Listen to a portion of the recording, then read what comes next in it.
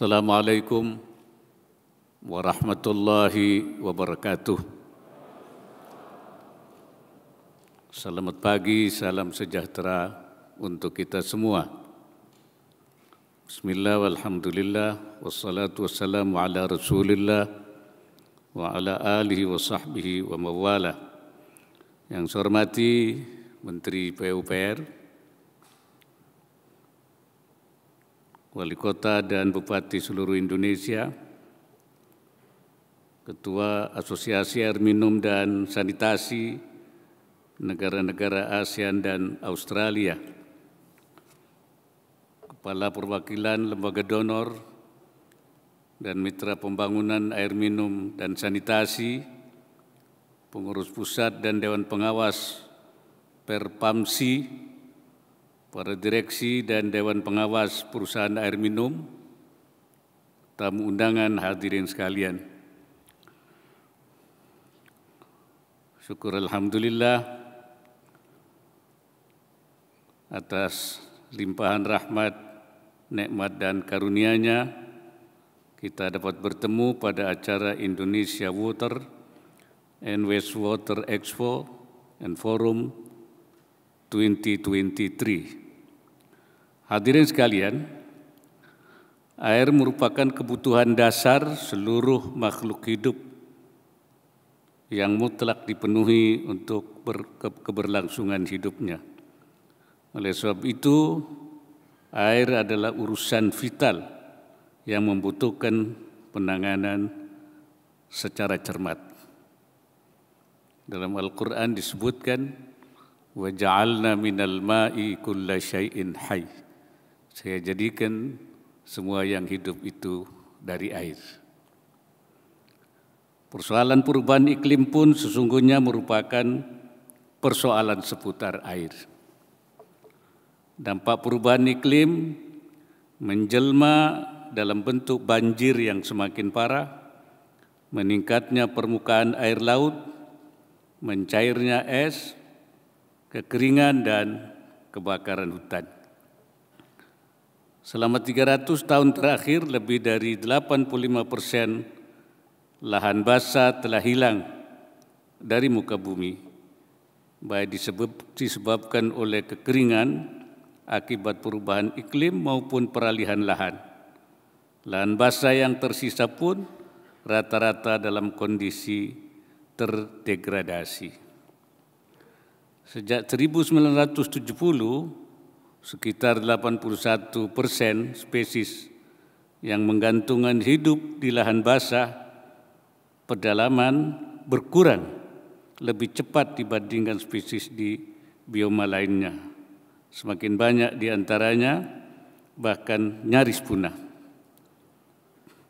Di pihak lain, air pula lah yang akan menolong kita melawan krisis iklim.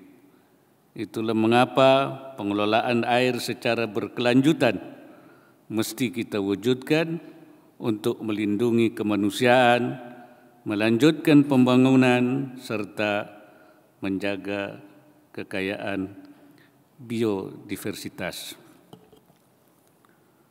Sementara itu, laporan Organisasi Meteorologi Dunia menyebutkan sejumlah 3,6 miliar penduduk dunia tidak mendapat akses air bersih yang layak.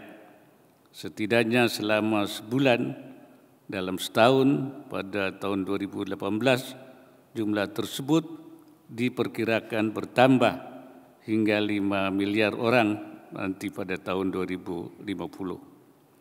Di Indonesia pun masih mengalami permasalahan serupa. Banyak masyarakat Indonesia yang belum dapat menikmati air bersih yang layak dan aman, meskipun penyediaan air minum yang layak merupakan amanat konstitusi. Data Kementerian Kesehatan menyebutkan sekitar 7 dari 10 sumber air rumah tangga tercemar limbah. Kelangkaan air bersih dan sanitasi yang layak juga kerap menyertai daerah yang tingkat kemiskinan dan ketimpangannya tinggi. Jika kondisi ini tidak segera diubah, maka yang dikorbankan adalah generasi masa depan. Oleh karena itu, penyediaan air bersih serta sanitasi yang layak tidak dapat ditawar. Dalam RPJMN 2020-2024, pemerintah menargetkan 100% rumah tangga memiliki akses air minum layak pada tahun 2024, termasuk 15% akses air minum aman dan 30% akses air minum perpipaan. Pada tahun 2022, akses masyarakat ke sumber air minum layak mencapai 91%, akses air minum aman 11,8%, dan akses air minum perpipaan baru menjangkau 20,69%, sehingga masih terdapat celah yang signifikan dalam pencapaiannya. Untuk sanitasi, amanat RPJMN adalah terwujudnya 90% akses sanitasi layak, termasuk di dalamnya 15% rumah tangga memiliki akses sanitasi aman dan penurunan angka defekasi di tempat terbuka hingga 0% pada akhir 2024. Pencapaian akses air minum dan sanitasi sesuai target RPJMN tersebut akan mendukung percepatan tujuan ke-6 pencapaian SDGs di tahun 2030, yakni air bersih dan sanitasi layak yang berkelanjutan bagi semua. Hadirin yang saya hormati, terkait dengan penyediaan air minum, terdapat beberapa hal yang ingin saya tekankan. Pertama, kita masih menghadapi kesenjangan pembiayaan infrastruktur air dari kebutuhan sebesar 123,4 triliun untuk pemenuhan akses air minum 10 juta sambungan rumah yang dibiayai APBN hanya sebesar 21 triliun dan APBD hanya sebesar 15,6 triliun. Sebagian besar sisanya diharapkan dapat dibiayai oleh BUMN dan swasta. Oleh sebab itu, dibutuhkan inovasi pembiayaan dan perluasan cakupan kerjasama pembiayaan melalui partisipasi sektor swasta dalam skema kerjasama pemerintah dan badan usaha atau KPBU. Pemerintah pusat dan daerah juga perlu mendorong munculnya inovasi pembiayaan yang menarik minat para pemangku kepentingan. Salah satunya skema pembiayaan kreatif Sour to Tap, yakni pembangunan infrastruktur penyediaan air minum yang terintegrasi dari hulu hingga ke hilir, yang secara kolaboratif melibatkan pemerintah pusat dan daerah serta seluruh pemangku kepentingan terkait. Dan skema ini memberikan solusi berkelanjutan terhadap proyek-proyek KPBU penyediaan air minum. Inovasi pembiayaan lainnya adalah melalui Indonesia Water Fund yang akan mendanai proyek-proyek perbaikan akses air bersih di Indonesia. Pemerintah daerah dan BUMD agar memanfaatkan platform pendanaan strategis ini sehingga percepatan target akses air minum yang layak dapat tercapai. Kedua, proyek penyediaan air minum memiliki segmen pasar yang jelas, cakupan wilayahnya terukur, serta waktu pengembalian modalnya relatif cepat. Oleh karena itu, saya mendorong sektor swasta untuk memanfaatkan potensi ini dengan sebaik-baiknya. Ketiga, perlu dikembangkan skema insentif yang menarik bagi investor, baik bersifat tarif serta kemudahan perizinan. Saya minta agar pemerintah pusat dan daerah melaksanakan proses perizinan dengan lebih cepat dan mudah, supaya percepatan pencapaian berbagai target akses air minum sesuai RPJMN 2020-2024 dapat direalisasikan sesuai jadwal. Dan yang keempat, perkuat tata kelola dan kelembagaan penyelenggaraan air minum.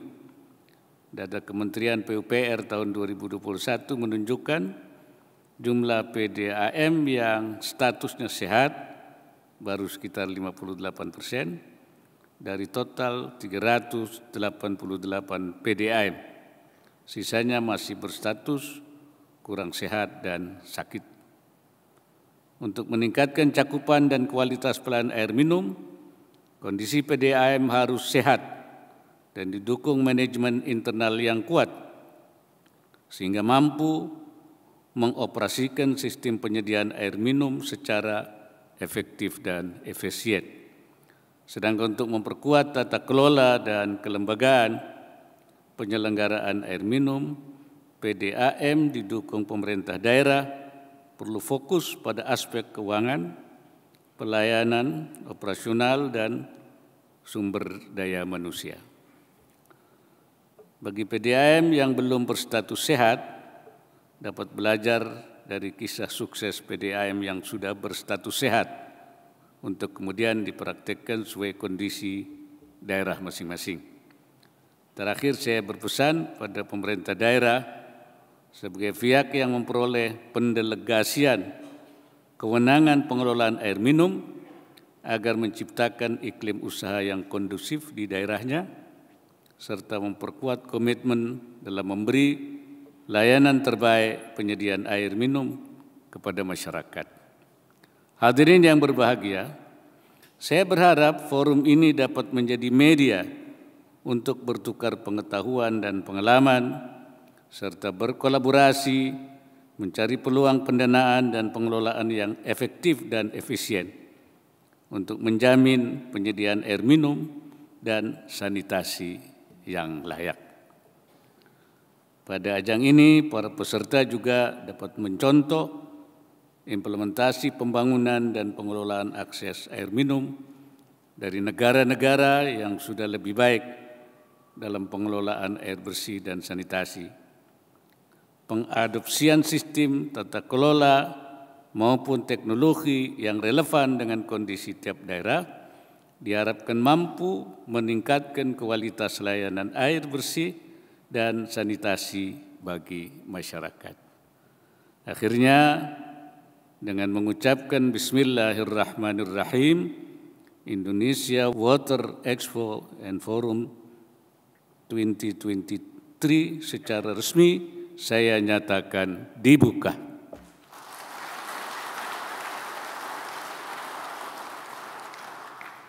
Semoga Allah Subhanahu wa Ta'ala, Tuhan yang Maha Esa,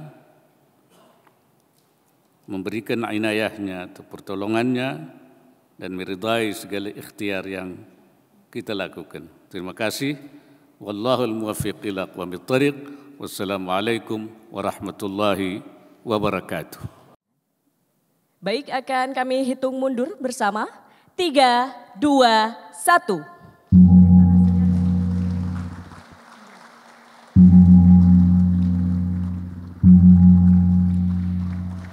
Dengan demikian, Indonesia Water and Wastewater Expo and Forum 2023 telah resmi dibuka.